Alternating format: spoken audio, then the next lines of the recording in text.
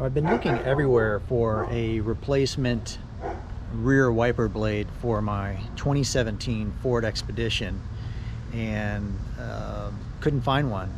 AutoZone and Advance don't have it because it's an aftermarket, or it's not an aftermarket blade. So I found it on, of all places, Amazon. It's a Motorcraft, and this is a part number, Motorcraft WW1614 16 inch, and we're going to install it right here. So to do that, you just pop this out, and this little clip right here, push that in,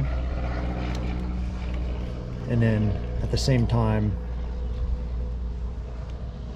pull it out. And you can tell mine's pretty messed up. It's been needing a new one for a long time. So we're just going to open this up,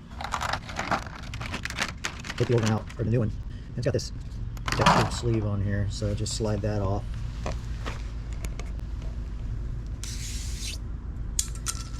And then this clip right here slides into the new one.